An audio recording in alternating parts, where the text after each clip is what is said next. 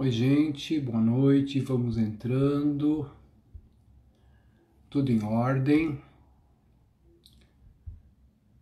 Já estou fixando aqui o tema da nossa live de hoje. Já já. Olha, ela já está aí.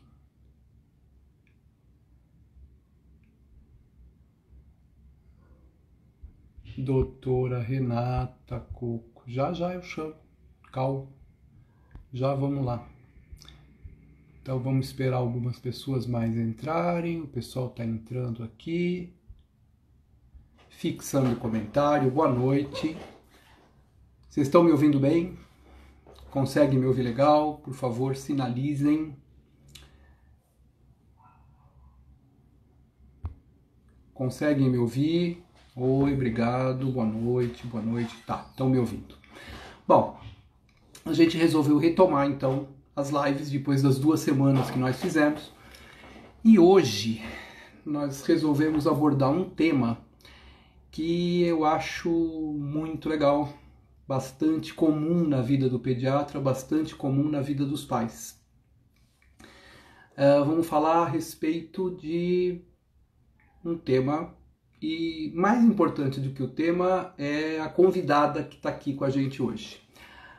A doutora Renata Coco, que eu queria inicialmente apresentar para vocês. A doutora Renata Coco é alergista e imunologista, especialista em alergia alimentar pelo Mount Sinai Medical Center, New York, Estados Unidos, coordenadora do Departamento Científico de Alergia Alimentar da ASBAI, docente da Faculdade de Medicina Albert Einstein. Isso foi o que ela me passou. Aí,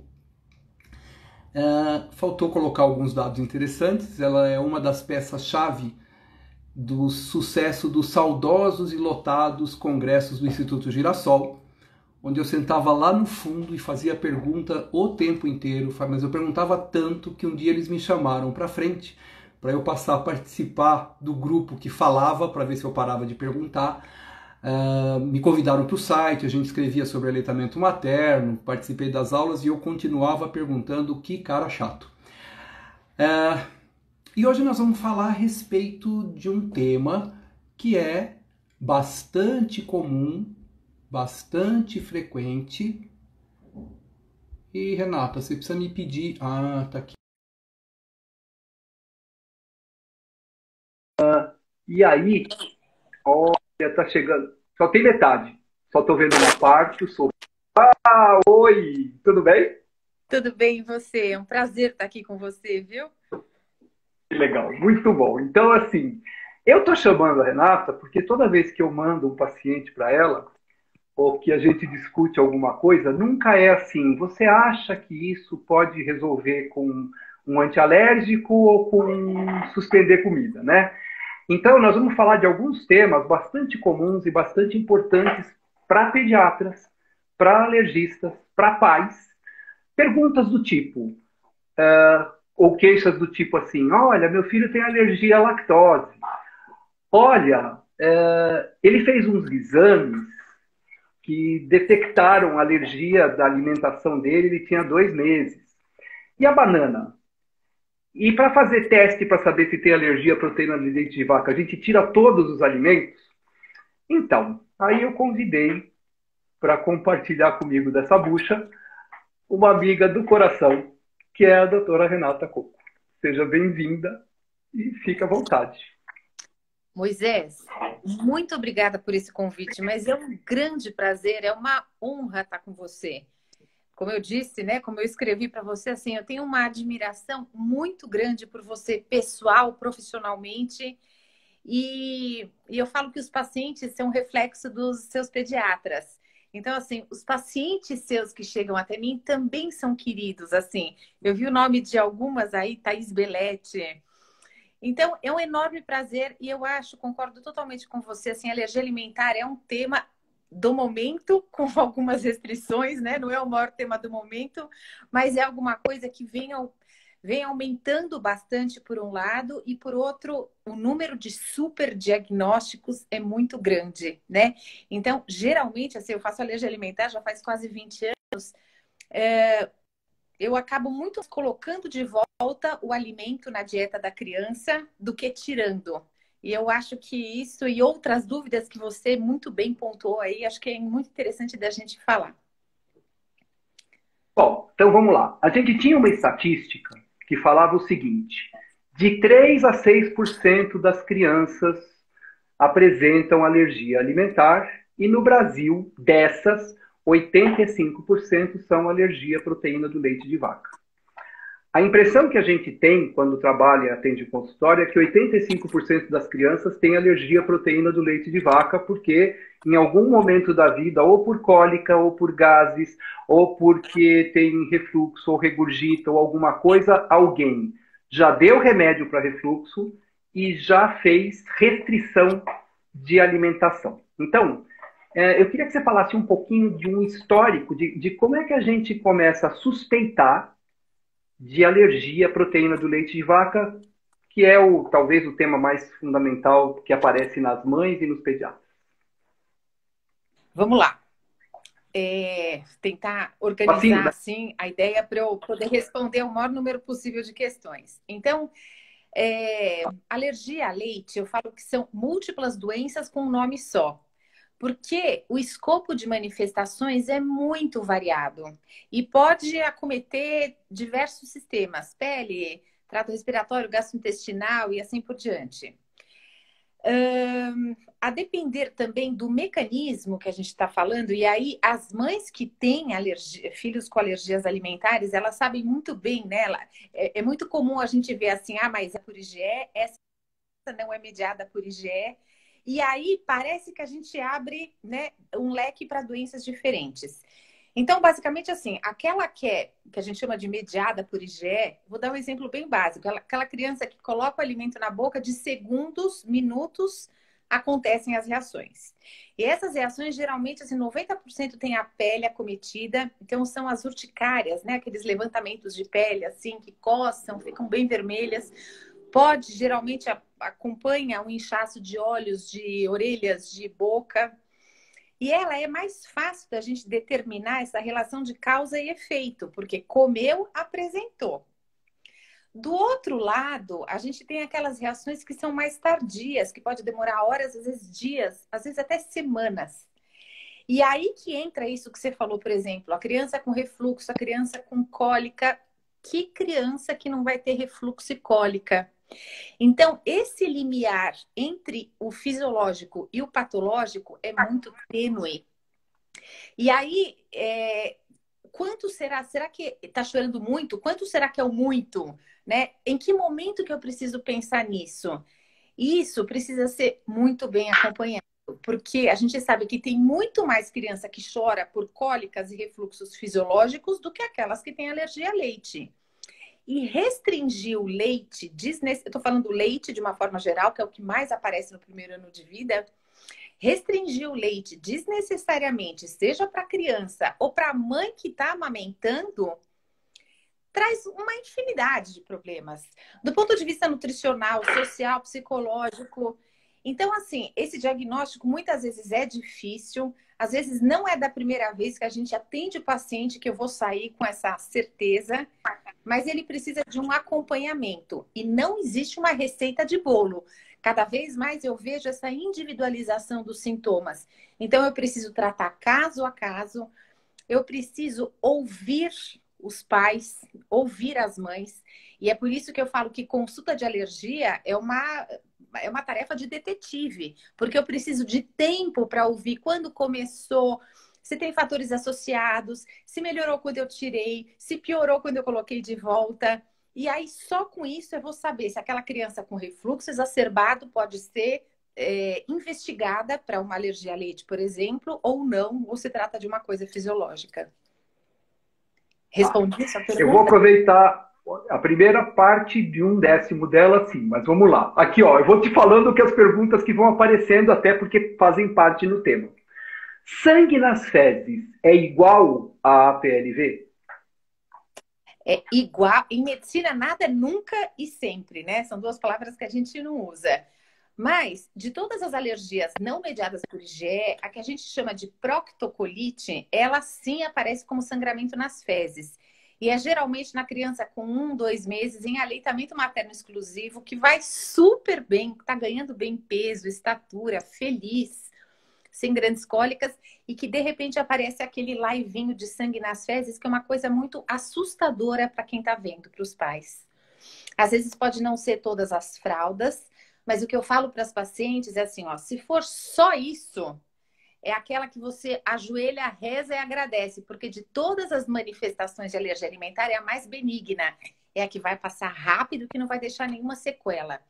Até por isso, assim, existem alguns estudos que falam assim, a gente não sabe se de fato é uma alergia, se é uma imaturidade do trato gastrointestinal e do sistema imunológico, mas o fato é, a gente faz a restrição de, geralmente só com o leite melhora, né?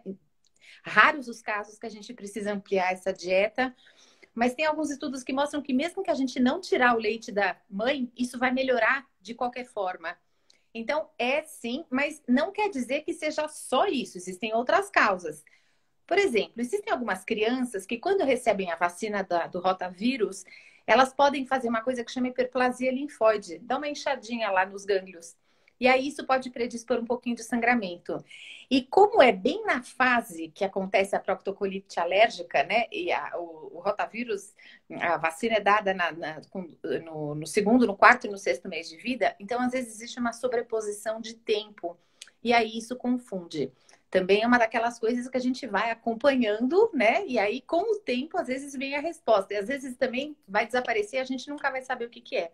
Tem algumas outras causas, por exemplo, fissura, a criança que é muito obstipada também, que faz força, pode ter um sanguinho nas fezes. Então, não é igual, existe esse contexto todo, mas pode se pensar. Mas é benigno. Vou aproveitar um gancho da colocação sua. Criança com APLV pode tomar a vacina de rotavírus? E criança que sangrou com o rotavírus, você tira o leite?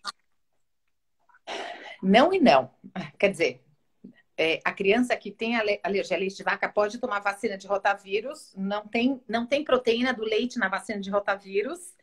E qual que era a segunda pergunta? Desculpa. E a criança que... A criança que toma vacina, que sangra pela rotavírus, você precisa suspender o leite dela. Não.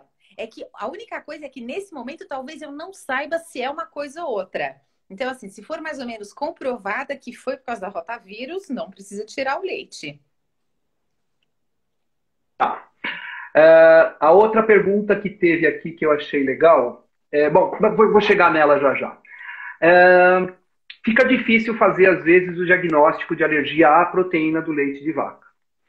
Especialmente quando é que você... Especialmente as não mediadas por IgE. Quando que você, por opção, começa a testar, suspender o leite e os derivados da alimentação da mãe para poder fazer diagnóstico de APLV? Geralmente quando os sintomas são mais exacerbados. Mas como eu falo, assim, cada caso é um caso. Agora, geralmente, quando é por alergia a leite, ela não fica naquela cólicazinha que é autolimitada ou que não acaba com a qualidade de vida da criança e da sua família. Então, geralmente são sintomas mais exacerbados e que geralmente acometem até vários outros sistemas. Por exemplo, uma criança que tem muita cólica, mas também tem um eczema, que é aquele grosseirinho da pele, principalmente em dobrinha de braço, atrás do joelho, assim, no rostinho. Então, às vezes eu tenho que tomar por consideração outros parâmetros. Existem outros comemorativos que me falam se essa criança é atópica, né? Então, vamos olhar com um olhar diferente. Tá, e outra coisa. Aí você fez, por quanto tempo você espera sem a dieta, em dieta, para que o sintoma, qualquer que seja ele, melhore? Excelente pergunta. Porque, por exemplo, no trato gastrointestinal, a criança, né, como todas, né? Como aquelas do fundo do girassol. Chato do fundão, isso, eu tô faço chato do acostumada. fundão. Então, por exemplo, do trato gastrointestinal, assim, a gente orienta a mãe a fazer a dieta de restrição sem leite. E aí ela tá fazendo uma dieta bem direitinho, bem disciplinada, tirou o leite, tá recebendo cálcio. Tem que pensar sempre isso, a gente não pode tirar um alimento da mãe e ela não ter esse acompanhamento multidisciplinar, porque tirar leite da mãe equivale a tirar uma série de micronutrientes. Eu não posso deixá-la à mercê dessa desnutrição de micronutrientes mesmo, né? Não posso olhar só para a criança e não olhar para a mãe. Mas, mesmo que ela esteja fazendo tudo certinho, às vezes demora até 8 semanas para haver uma cicatrização da mucosa. Então, é o que acontece assim, depois de uma semana, a mãe fala assim, poxa vida, eu tô fazendo tão direitinho e ele ainda tá sangrando. É claro que a gente sempre avalia a criança de forma holística. Eu preciso ver se ela não tá fazendo anemia, eu preciso ver se ela tá mantendo o ganho de peso e estatura, se o estado geral dela não está comprometido. Muitas vezes acontece isso, geralmente vai até diminuindo o sangramento, mas ele não cessa. E isso vai acontecendo com o passar dos dias, das semanas até. Então, é muito comum, assim, depois de uma semana, manter um sangramento e aí todo mundo fica bastante ansioso. E aí, o que acontece? Sai tirando leite, ovo, soja, trigo, amendoim, castanhas, peixes, frutos do mar. E aí a gente Essa é a pergunta seguinte. A gente tem um prejuízo muito grande da dieta dessas mães e, consequentemente, até da criança mesmo. E uma coisa importante que a gente sabe hoje em dia é que tudo que a mãe ingere e veicula pelo leite materno funciona como tolerância oral para a criança. Então, retirar alimentos desnecessariamente não é que tudo bem para a gente ver, é que isso pode trazer outro prejuízo. Assim, eu posso levar a sensibilização dessa criança quando ela entrar em contato com esse alimento. Ou seja, não é sobre... Eu até tive uma questão essa semana com a imprensa, né? Por causa disso, assim, ó. Retirar alimento desnecessariamente da vida de uma criança, seja pelo leite materno, não como prevenção, sob qualquer premissa, isso não deve ser realizado, porque eu tenho muitos riscos em cima disso. Inclusive, o risco de sensibilizar e não de levar uma tolerância oral. Sensibilizar, quando eu falo, tornar a criança alérgica ou predisposta a apresentar sintomas quando entrar em contato com esse alimento. A culpa é sua, tá? Você fala as coisas, o pessoal pega tudo e manda a resposta, pergunta de volta. Você alertou a gente pode eczema, fazer né? outras lives para responder tudo. Com certeza, com certeza.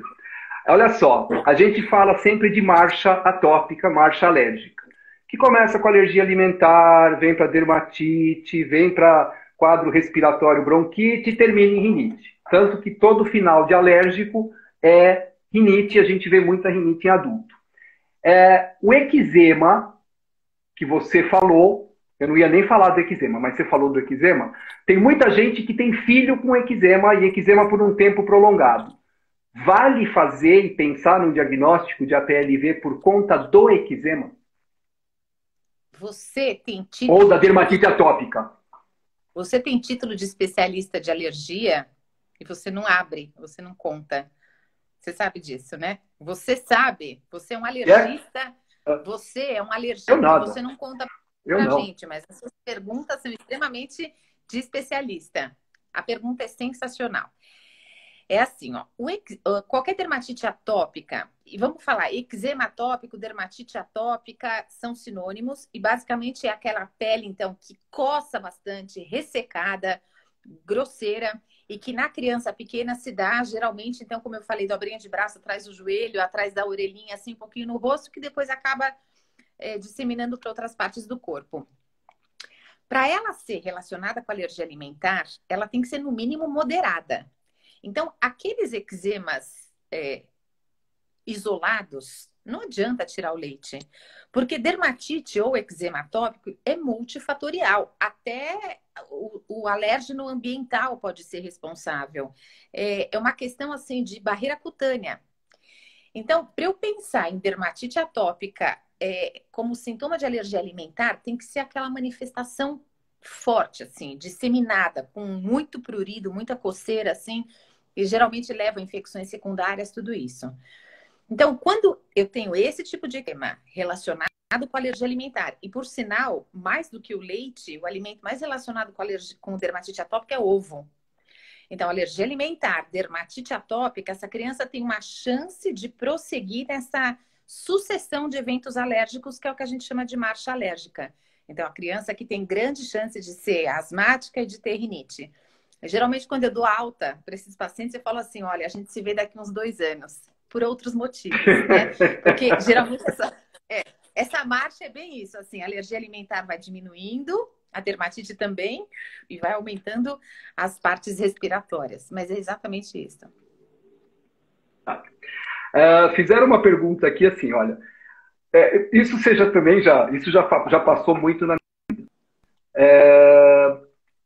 como diferenciar sangue das fezes do sulfato ferroso nas fezes. Só para a gente esclarecer, né? É assim, a história da introdução do ferro, ela segue a seguinte recomendação. Se foi prematuro, como o estoque de ferro é feito nos últimos 3 meses, e esse estoque não foi feito, a gente introduz a suplementação de ferro a partir de 1 mês. A partir do ano passado, se estabeleceu, através de estudos, que a introdução de ferro, suplementação de ferro, é para todas as crianças a partir do 3º mês. E nós que trabalhamos com aleitamento materno, continuamos com a introdução de ferro a partir do 6º mês. Então, aqui o pessoal está perguntando da água oxigenada, é lógico, né? Porque acho que o cara que fabricou a água oxigenada fez essa propaganda, né? Então, para você saber se é sangue ou não, é comum isso. Ixi, você está parando aí, está travando. Voltou, fala. Ih, você está travando, voltou? Renata. Voltou, fala. Voltou? Voltou. É super comum. Eu brinco assim com as mães, assim, que tem algumas práticas que são comuns. A primeira delas é cada vez que abre a fralda, fazer assim, ó, no cocô. Porque vai todo mundo atrás do sangue mesmo, para ver se tem coisinhas pequenas, grandes. E a outra coisa é jogar água oxigenada. Mas não se enganem, porque o teste da água oxigenada pode falhar. Tanto para mais quanto para menos. Muito mais para mais. Então, não é uma coisa que a gente recomende. E até, Moisés, acho que talvez seja uma coisa um pouco técnica, mas eu queria falar que aquele exame de sangue oculto também não é uma boa para a gente fazer diagnóstico de alergia a leite. Porque sangue oculto isoladamente também pode vir positivo por outras razões. Então, não é um parâmetro para a gente saber se o que está acontecendo é por alergia. Tem uma pergunta aqui assim, ó. Lactente 1 mês, com muita cólica, dificuldade para dormir, irritabilidade, porém bom ganho ponderal e sem outros sinais clínicos. Vale a pena testar a retirada do leite da alimentação da mãe? Muito poucos comemorativos. Para pensar de cara. É um daquele que dá para observar mais um pouquinho, né? Observar a mamada. Pode estar tecnicamente inadequada por algumas razões e leva a esse tipo de quadro. Bom, tirou o leite, deu as 8 semanas aí que você colocou e não melhorou. Qual que seria o próximo passo? Tirar tudo? Pode pôr o leite de volta? Não, na verdade, assim, ó, a gente sempre coloca de volta, porque tem uns estágios para a gente fazer esse diagnóstico, que seria a anamnese, que é essa investigação, o exame físico, para ver se tem alguma pista que me fale que essa criança é alérgica. Em alguns momentos, alguns exames laboratoriais podem nos ajudar mais para aquelas mediadas por IgE, mas desde que sejam muito bem interpretados, depois a gente pode até falar por quê, né? Não é porque o exame é positivo que significa que a gente tem alergia, também não é porque é negativo que eu descarto. Tem várias coisas para ser interpretadas. Aí passaria para a dieta de restrição, que vamos colocar essas 8 semanas aí que você está falando. Só que, para a gente saber o que aconteceu nessas 8 semanas, para eu fechar o diagnóstico, eu preciso reintroduzir. Porque às vezes aquele sangramento está acontecendo por algum outro motivo que não é o leite. Agora, o que acontece na prática clínica é, putz, meu filho tá tão bem, e agora que ele parou de chorar, agora que ele parou de cólica, você acha que eu vou reintroduzir o leite, né? Que seja na dieta da mãe que tá amamentando para saber, mas seria a coisa certa para fazer, para estabelecer realmente o diagnóstico. Então, basicamente, depois desse período a gente faz, e se caso não melhorou, que não é, e olha, Moisés, eu faço alergia alimentar nessa vida, mas não é a grande maioria que eu vejo que não melhora depois desse tempo. Assim, e claro, durante esse tempo a gente não precisa, se a criança não vai bem durante esse tempo, eu não preciso esperar 8 semanas para tomar alguma providência. Então a gente age antes, claro, óbvio. Mas é por isso que precisa ser acompanhada, às vezes semanalmente ou a cada 2 semanas, para ver como que está esse contexto geral. Mas isso é bem individual, né? Eu gostaria de ter um algoritmo para falar. Se não for assim, vai assim, assim. Mas é que esse algoritmo, assim, são muitas flechinhas. Tá. De vez em quando o teu áudio tá travando. Só para voltar, então. Aí eu vou... Só para mim também. Mas acho que Tá, tá é indo, né? assim. Vamos lá. Ah, por enquanto tá. Vou dar uma limitada nessa de alergia à proteína, senão a gente não fala das outras coisas que eu queria falar com você. Mas só para terminar nessa questão do que você está colocando de comida e tal. A pergunta que foi assim, depois de quanto tempo você reintroduz, e o que você acha daquela história assim? Isso a gente recebe às vezes paciente. Olha, sabe o que aconteceu? Eu fui no médico, ele suspendeu o leite, e aí ele falou uma hora assim, depois de um tempo, falou, olha, em casa você tenta reintroduzir o leite e ver o que acontece. Era leite de vaca? Justamente assim, para ter essa conduta, eu preciso saber o que eu tenho lá atrás. Então, se eu tive uma história de alergia mediada por IgE, eu não vou poder fazer isso sob nenhuma maneira, porque eu posso levar essa criança a um risco de anafilaxia em casa. Se foi, por exemplo, alguma coisa com uma não mediada por IgE, particularmente, eu vou contar um segredo. Tem algumas crianças que elas podem mudar o mecanismo. Então, elas podem começar com uma não mediada por IgE e elas evoluírem para as mediadas por IgE. Talvez porque não deu tempo do sistema imunológico ainda mostrar que era mediada por IgE. Então, a não ser que seja só proctocolite, eu até permito que comecem a introdução dos assados, né? Que a gente chama de bakeds em casa. Se forem sintomas altos de refluxo, por exemplo, eu falo, peca por excesso, acredita no anjinho da guarda seu, assim, ó, faça essa introdução na sua frente, seja na clínica, seja no ambiente hospitalar, porque eu já tive surpresas de criança que só tinha refluxo, um refluxo exacerbado, e que quando a gente foi testar, fez uma bruta de uma anafilaxia. Então, não estou falando que não se deve fazer isso nunca, mas essa reintrodução em casa tem que ser orientada com bastante critério e saber direitinho o que aconteceu lá atrás ou ter uma grande suspeita para não se correr riscos desnecessários. A PLV é genético, porque o irmão mais velho que tem um filho mais velho que tem a PLV, e aí não é melhor para o próximo que vai nascer eu já tirar o leite da minha alimentação e tudo isso? Me fala o nome de quem perguntou isso, só o primeiro, se for possível. Tá como K_Florenciano. O K, eu te agradeço por essa pergunta. Era a pergunta que eu precisava que alguém fizesse. Primeiro,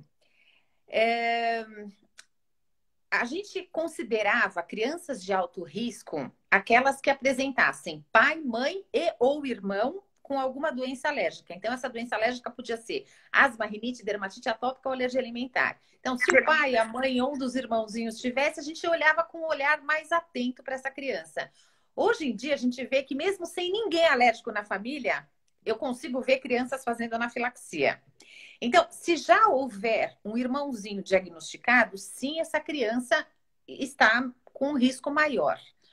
Mas o que a gente pode fazer para prevenir que esse segundo irmãozinho tenha também alergia a leite? Sabe qual que é a resposta? Nada. além do aleitamento? Porque já se acreditou em muita coisa e foi tudo por terra. Antes se falava assim, durante a gestação, tira os principais alérgenos. Quando começar a amamentar, também tira leite, tira ovo. Ou então, quando começar a época da introdução de alimentação sólida com 6 meses, protela, introduz o leite, o ovo só depois de 1, 2 anos, o leite, o resto, então, amendoim e tal, não dá nunca. Isso é completamente equivocado. A gente precisa manter, como eu falei, assim, via leite materno, mas também via placenta, a proteína que a criança recebe vai servir como forma de dessensibilização, né? Em grosso modo. Então, não se tira nada e não se protela a introdução de outros alimentos, mesmo ovo, mesmo peixe, que todo mundo fica desesperado, além do 6º mês de vida. Quer dizer, eu falo, não precisa introduzir tudo na mesma semana. Mas, assim, a partir do 6º mês de vida, de acordo com as normas habituais de puericultura, todos os alimentos devem ser introduzidos. E eu preconizo a mesma coisa que o Moisés, que seja aleitamento materno exclusivo até 6 meses e, de acordo com a OMS, até 2 anos ou mais, junto com alimentação sólida. Mas se caso não houver possibilidade desse aleitamento, pelo menos não exclusivo, e depois dos 6 meses, porque geralmente quando as mães começam a trabalhar, não tem justificativa de ficar se usando fórmula hidrolisada, por exemplo. Então, é introdução normal e aí só retira se tiver reação, ou seja, como tratamento, mas não como prevenção.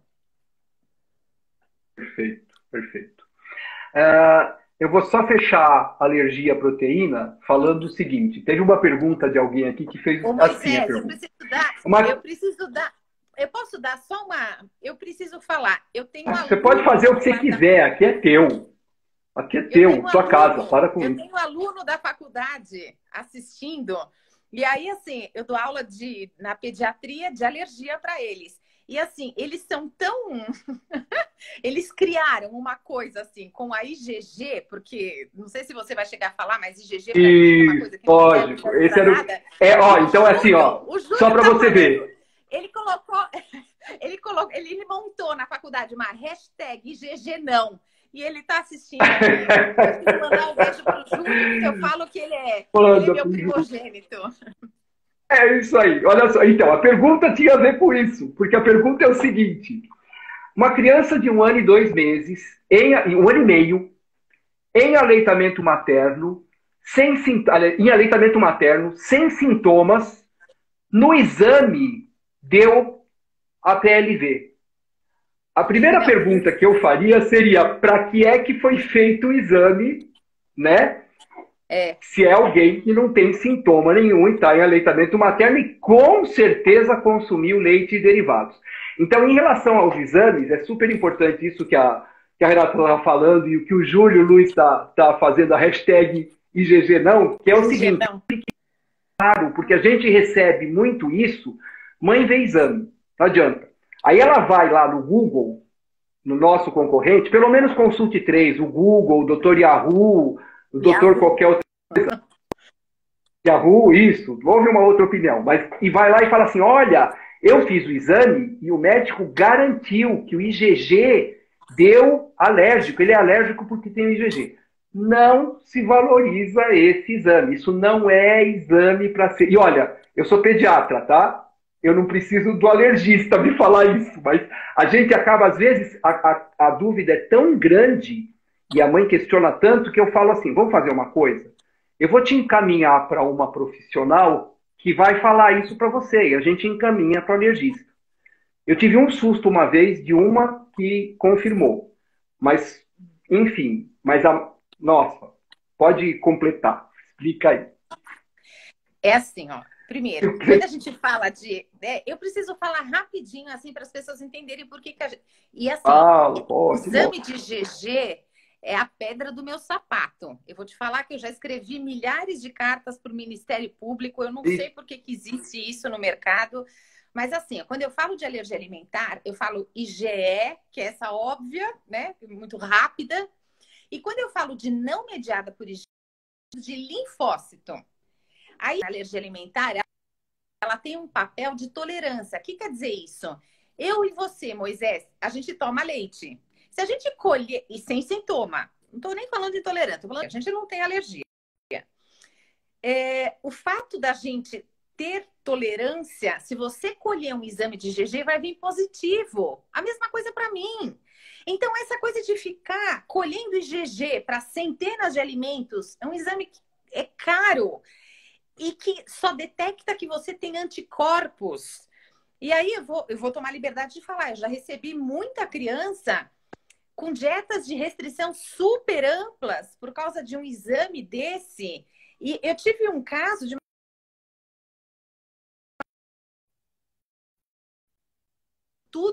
todos os micronutrientes sem substituição adequada. Então, eu já não tenho nem mais muito... Para mim, esse exame de IgG beira o crime. Assim, eu não tenho nem mais assim, senões para falar sobre isso. Não tem porquê. Aí vai falar assim, ah, não, mas é porque vai ver intolerância. Nem para isso. E eu não estou falando eu, Renata Coco. Eu estou falando que é consagrado na literatura, em todos os consensos nacionais e internacionais. A IgG não tem papel na alergia alimentar, ela não deve ser solicitada. E muito menos direcionar dieta em cima desse exame. O que a gente teria de arsenal laboratorial nos casos de alergia mediada por IgE seriam os exames que medem IgE. E que eles têm seu papel, mas eles precisam ser muito bem indicados, interpretados. Caso contrário, eu também vou ter problema. Então, isso aí, acho que é um negócio que, assim, vale a pena colocar para o especialista avaliar, porque o positivo nem sempre significa alergia e o negativo não necessariamente descarta. Nem afasta. Bom, deixa eu passar para a alergia à lactose. Então, eu vou te falar para você definir a alergia à lactose. E a pergunta que você responde a seguir é: olha, doutor, eu fiz o meu teste genético para intolerância à lactose e deu que eu sou intolerante geneticamente. E a partir daí me deram lactase para tomar. E eu vou só introduzir essa pergunta, essa colocação assim. O leite, isso para todo mundo ficar sabendo, né? Quem já não sabe. O leite de mamífero que mais tem lactose é o leite materno. Não adianta a mãe tomar leite sem lactose porque o filho não vai ter cólica. Porque a lactose do leite materno é a que tem maior quantidade. Outra coisa, né? Meu filho nasceu com intolerância à lactose. Avisa pra gente que a gente vai publicar esse caso. Porque isso é extremamente raro. Então, por favor, Renata, fala um pouquinho de alergia à lactose, de intolerância à lactose e os exames. Vamos lá. Como tem bastante papai e mamãe, e eles não são obrigados a saber isso, né? Eu acho que vale a pena a gente explicar isso. Lactose é o açúcar do leite. Quem faz alergia faz a proteína do leite. Então, por isso que não existe alergia à lactose. Eu posso ter uma intolerância à lactose, que é um problema de digestibilidade, quer dizer, eu não tenho aquela enzima que quebra a lactose. Então, a lactose chega intacta lá no cólon. E aí, para ela ser digerida, ela é fermentada. Vem um monte de bactéria, libera um monte de gases. É por isso que a criança, o paciente, né? Porque é mais comum em adulto até. Mas fica com a barriga distendida, cheia de gases, pode dar diarreia. Isso. Então, isso seria a intolerância à lactose. E ela é muito rara, como ela quando de primária. O que quer dizer isso? Ela como o Moisés falou, assim, a gente publicaria, porque a criança que nasce sem a lactase, essa produção, ela tem tantos outros problemas, é um problema genético tão grande que ela não cursaria só com diarreia, por exemplo, ou só com assadura. Geralmente, a intolerância à lactose na criança, ela acontece até depois de um processo infeccioso gastrointestinal, por exemplo, a criança que pega rotavírus, dá uma detonada na mucosa intestinal, que aí aquela produção da lactase que é feita lá, ela é prejudicada. Então, ela pode fazer essa intolerância, mas secundária e por um período. E aí, depois ela volta a produzir. Só que até 4 anos a gente tem essa produção normal e a partir daí, fisiologicamente, a gente começa a diminuir essa produção. Por isso que tem tanto adulto que fala, nossa, com o passar do tempo, assim, eu não consigo comer nada que tenha leite, que eu vou direto para o banheiro. E é basicamente assim, isso são sintomas gastrointestinais para intolerância à lactose. E ela vai acompanhar o indivíduo o resto da vida. E existem essas lactases, né? Que são essas enzimas sintéticas que podem ajudar um pouquinho. A alergia a leite, que seria um problema de proteína, quais são as proteínas? Caseína, alfa-lactoalbumina, beta-lactoglobulina, é outro departamento lá no meio do leite. Aí sim é um problema imunológico e que geralmente passa na infância ainda.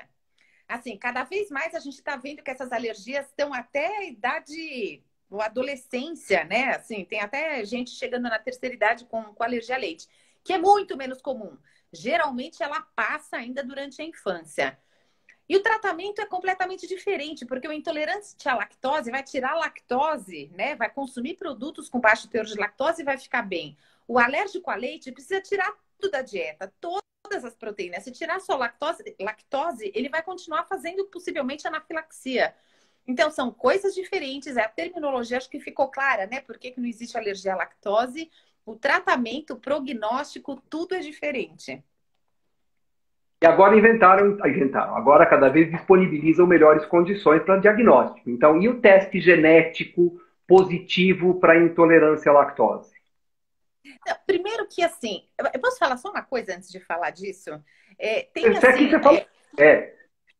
um leite que criaram aí que fala que é para alergia à lactose, né? Vocês devem ter ouvido, leite A2.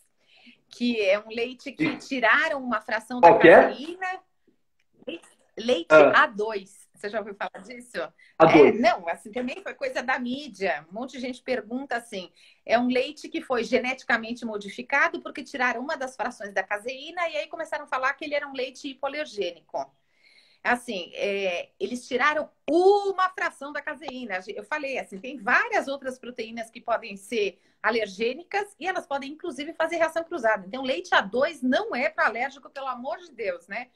E aí, dos mamíferos, você falou assim, também é importante falar, quem tem alergia a leite pode tomar leite de outros mamíferos, tipo cabra, ovelha, búfala, porque a similaridade entre eles é de 95%. Então, às vezes eu recebo o paciente falando assim, não, eu tinha alergia a leite, mas aí, de leite de vaca. Aí eu passei para cabra, nunca mais tive nada. Então, porque você nunca teve alergia a leite. Você pode ter tido qualquer tipo de problema com o leite, mas não era alergia, né? Talvez, assim, existem alguns estudos que falam que o leite de cabra tem uma maior digestibilidade, mais ou menos por aí. A intolerância à lactose, ela, teoricamente, ela tem alguns exames para serem realizados. O teste genético não faz... Na verdade, assim, eu conto nos dedos as crianças que eu precisei pedir exame para saber se tinha intolerância à lactose, porque a clínica é tão evidente. E quem faz o exame, que não é o teste genético, que é um exame caro também, que pode vir falso positivo, o outro seria aquele que você toma e fica mensurando a glicose. Aquilo lá você só pede para inimigo, eu falo, porque o mal-estar que dá depois de fazer, porque quem tem intolerância à lactose, tomar 3 mamadeiras daquela de lactose é um horror. Então, vamos pela clínica, melhorou os sintomas, não tem justificativa. Em alguns casos, sim, mas eu não vejo que é a grande maioria. Eu vou pular do leite para outras coisas. Renata, nós vamos ter que fazer outra, tá? A culpa é sua, tá? O pessoal está adorando aqui, não vai dar tempo, mas eu preciso perguntar de algumas coisas importantes. Olha só, a gente faz introdução alimentar ao 6º mês, independente de ser leite materno ou leite de fórmula. E uma das frases que eu mais uso, e eu às vezes uso algumas frases que eu falo que para mim viram mantra, uma delas é a seguinte: o fato de a criança poder comer de tudo a partir do 6º mês não significa que ela deva comer tudo no 6º mês, tá? Então, a gente introduz aos poucos e a gente começa com a fruta. E a fruta de maior introdução, de maior frequência que a gente vê no brasileiro é a banana. A gente sabia do kiwi e do morango, para deixar para um pouquinho mais tarde, eventualmente, isso também mas enfim, a gente acaba utilizando, até porque kiwi não é uma fruta tão disseminada aqui, o morango tem época, a gente deixa para introduzir mais tarde. Mas a primeira fruta que a gente introduz é a banana. E o que eu tenho visto de criança, que se eu tivesse que jurar, eu diria que a IgE mediada por conta da banana, é uma coisa cada vez mais comum. Isso tem mesmo acontecido? Como é que está essa história da banana? Eu estava fazendo um levantamento dos prontuários do meu consultório por uma outra razão e eu comecei a ver escrito o que eu são na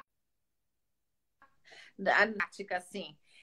De todas as frutas, realmente a banana é a campeã de audiências. E geralmente, assim, as reações são imediatas, né?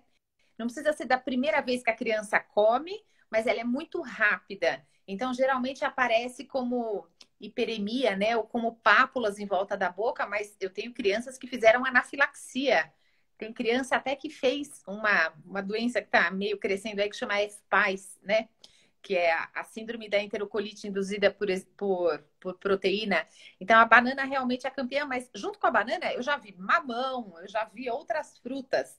O fato é que aquela lista dos principais alérgenos alimentares, ela vem sendo cada vez mais ampla, né? Porque os 8 alimentos, leite, ovo, soja, trigo, amendoim, castanhas, peixes e frutos do mar, tá dando, assim, margem a muitos outros. Alergia a amendoim e castanha, eu até mandei para um congresso agora europeu, agora em julho, em junho, vai ter online. Eles aceitaram uma publicação que é o aumento da frequência de alergia a amendoim e castanhas na nossa população. Eu comparei eu comigo mesma, nos últimos 5 anos, quintuplicou o número. Outras coisas, tipo gergelim, tem alguns casos de milho, eu não vejo milho com tanta frequência, mas eu já vi até assim, shiitake, shimeji, filha de pediatra, com aquele pinole, que é aquela sementinha pequenininha que vai dentro da esfirra e tal. E por aí, cada vez mais a gente está vendo que esse arsenal de possíveis alérgenos está aumentando e foge muito daqueles 8 que a gente já estava acostumado a tratar. O Nordeste tem muita introdução de frutos do mar e camarão mais precocemente. E eu me lembro de há uns 4 ou 5, faz mais tempo. Eu estava numa aula no ICR com a Cristina Miukiabe, né? E ela falava, na época, de um aumento de alergia à macaxeira. Não era macaxeira, o girimum. Acho que era macaxeira ou girimum, não me lembro. Em Nordeste. Então, esses hábitos lá, e junto com peixe e fruto do mar, que a gente introduz lá mais precocemente, camarão. E aí? Você sabe, orienta a restrição e introduzir mais tarde? Não, então. Você sabe que eu estava conversando esses dias, a gente teve uma reunião com o departamento e uma dos membros é a Jaqueline, que está lá em Sergipe. E ela estava falando assim, justamente representando, né, assim, o Nordeste, como eles introduzem e eles ingerem muito mais castanhas, por exemplo, o número de alergias deles, das castanhas, é muito menor do que o nosso. Então, isso vai de encontro com aquilo, por exemplo, que o estudo LIP fala. A introdução do amendoim de forma mais precoce, a introdução de qualquer tipo de alimento, assim, que não seja protelado depois do primeiro ano de vida, parece muito mais favorável à tolerância oral do que à alergia. Teoricamente, sempre tem, assim, um oriental na plateia que me pergunta, foi perguntado aqui, qual é a idade ideal para introduzir frutos do mar? Assim, ó, depende muito dos hábitos daquela região. Então, a gente não tem um hábito de introduzir frutos do mar a partir do 6º mês de vida, mas teoricamente não teria problema. Inclusive, essa questão do amendoim e castanhas, por exemplo, não teria por que protelar a introdução. Tem muitos estudos que mostram assim, talvez a introdução na forma de farinhas em cima das frutas, junto com essa introdução dos alimentos sólidos, poderia ser também. A gente não sabe. Isso são estudos norte-americanos. A nossa população é muito diferente em relação ao hábito de alimentação, a genética, tudo isso. Mas eu estou vendo que as pessoas estão introduzindo numa idade que todo mundo olhava assim como olhava para o peixe. Nossa, introduzir peixe com 6 meses de vida, ou mesmo o ovo, isso isso não é pecado. E assim, se eu tivesse que colocar, eu não tenho evidência, mas parece muito mais favorável do que desfavorável. Uma das coisas que colocaram aqui de pergunta foi assim: banana, você acha que agrotóxico pode estar envolvido?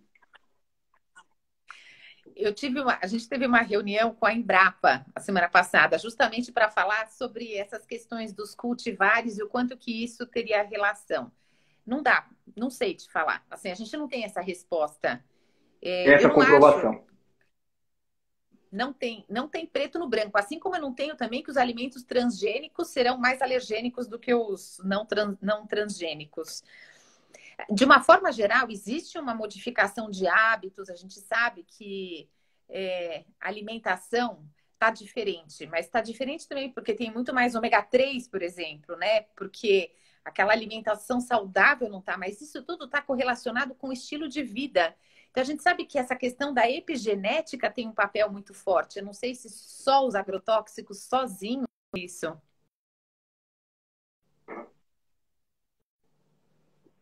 Tá. Ó, eu vou contar um negócio para você que você não vai acreditar. Faltam 8 minutos e 48 segundos. Não vai dar tempo da gente falar tudo de ovo, tá? Mas eu acho que tem alguns dados a respeito do ovo que são importantes.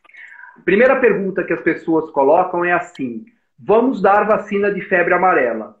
Precisa tomar ovo, comer ovo antes, porque quem tem alergia ao ovo não deve tomar a vacina de febre amarela. E que outras vacinas existem de problema com relação ao ovo, especificamente como recomendações. Eu sei que eu tenho isso da ASBAI, tenho isso de uma série de orientações, mas vamos lá, o ovo com as vacinas, depois, se der tempo, a gente fala mais alguma coisa do ovo. Tá, não, rapidamente, assim, ó, o ovo é o segundo alérgeno mais comum mesmo no nosso meio. As grandes proteínas alergênicas estão na clara, muito mais do que na gema. Isso não contraindica a introdução dele no 6º mês de vida, porque tem uma série de micronutrientes de ferro, colina, etc. e tal, são super importantes para o desenvolvimento de sistema nervoso central.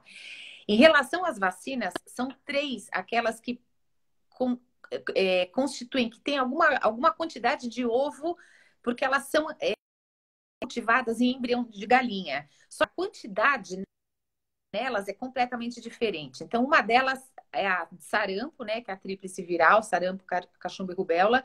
E a quantidade é tão ínfima, que ela pode e deve ser administrada para qualquer tipo de paciente, mesmo com alergia a ovo, mesmo com anafilaxia, sem nenhum cuidado especial. Não se deve deixar de dar vacina de sarampo por causa de alergia a ovo.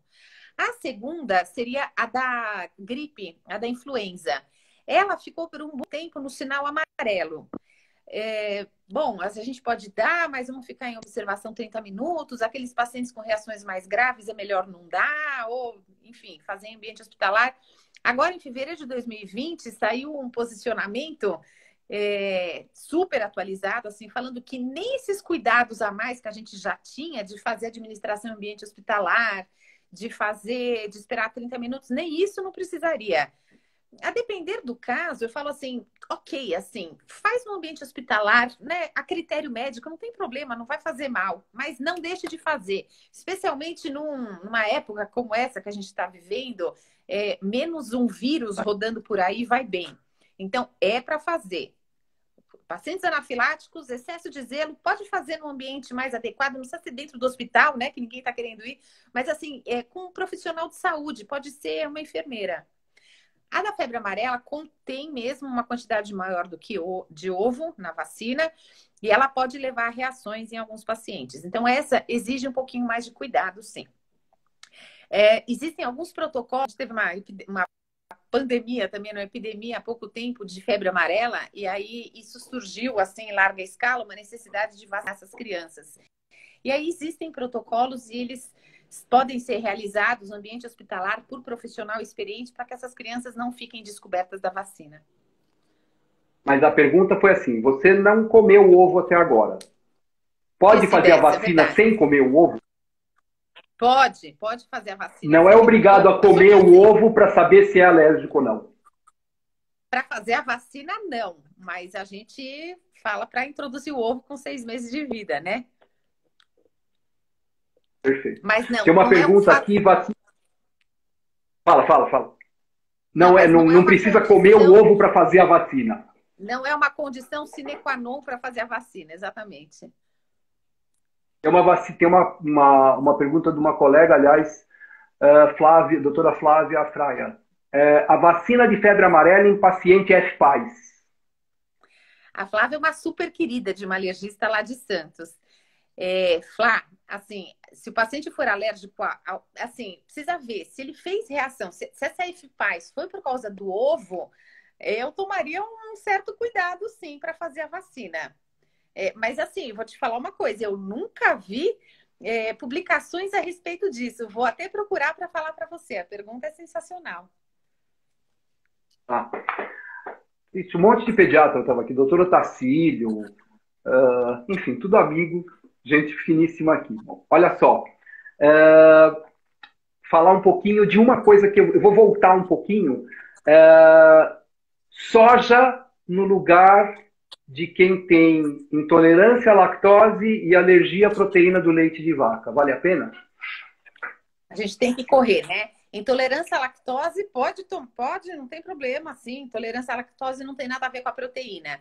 Nos alérgicos a leite, ela vai melhor naquelas dias mediadas por IgE e que não tenham manifestação gastrointestinal. Aquelas não mediadas por IgE, eu falei, acho que eu confundi, né? Assim, aquelas reações imediatas, mediadas por IgE, a soja é uma boa. Principalmente depois do primeiro ano de vida, porque ela aparece assim como substituto para aqueles lanchinhos, né? Tem um monte de produtos de soja que vão ser úteis numa festa de aniversário, nesse sentido. A fórmula de soja, ela tem algumas questões em razão de segurança, mas enfim, assim, não vamos entrar nesse mérito agora. Agora, as alergias não mediadas por IgE, que são aquelas do trato gastrointestinal, geralmente quem faz a leite faz a soja também, então ela não seria uma boa opção nesses casos. Lembrar que soja só acima de 6 meses, né? E tinha uma estatística que 30% dos pacientes com APLV tinham também alergia à proteína da soja. Não sei se isso ainda se vale essa estatística ainda, né? Ou não. Não é cruzado, mas é concomitante. Existe mesmo. Isso depende bastante de autor. Vai assim de 14 até 70, né? Mas existe essa chance, sim. Bom, deixa eu só avisar antes da gente. Não vamos terminar ainda vou te fazer mais uma.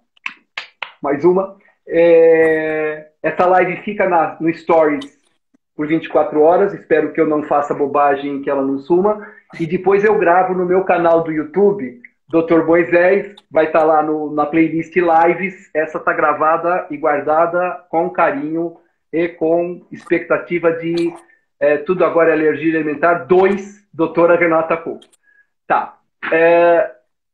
Queria que você deixasse uma mensagem importante, lembrando que essa é a Semana Mundial de Alergia Alimentar e que eu fiquei muito honrado, muito feliz de ter você aqui nesse momento. E imagina, você tirar uma hora da tua agenda e da tua vida para estar por aqui junto com a gente. Nós temos 1 minuto e meio, e aí com 1 minuto e meio, imediatamente acaba.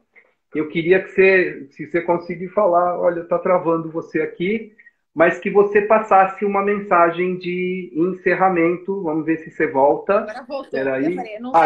Voltou. Voltou. Isso, pronto. Não acabou. Voltou. Então, eu queria que você deixasse... Olha, você tem 1 minuto para falar. Vai, pronto. Desculpa. Tá aparecendo... encerramento tua. Pois é, eu estou aqui, ó, com você e 101... Eu estou vendo 101 pessoas acompanhando isso. Eu estou muito feliz de estar aqui. Eu acho que as perguntas foram extremamente inteligentes, produtivas, práticas. Acho que meio que matou um pouquinho de curiosidade de mães e pais. Teve muita coisa assim para especialista. E eu fico completamente à disposição para a parte 2. Foi um enorme prazer estar aqui com você. Muito obrigada pelo convite, viu? Renata, obrigado. Beijo para quem estiver aí vendo a gente. E eu vou tentar gravar, tá? Eu juro. Eu tô tentando gravar. Eu perdi uma só nesse tempo todo. Não vai ser essa que eu vou perder. Gente, um beijo e se prepara que vem mais, tá? Tchau. Beijo, beijo para todo